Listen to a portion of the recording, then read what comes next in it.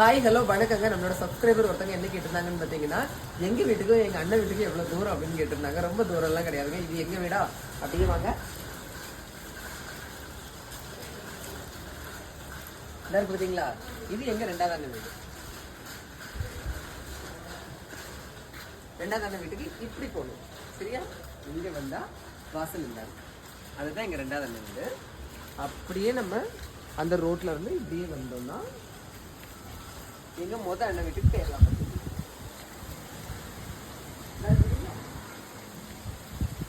காதல் கனவீனில் காதல் இல்ல காலை கனவீனில் காதல் கொண்டே கண் விழித்தேன் அவனை காணவில்லை.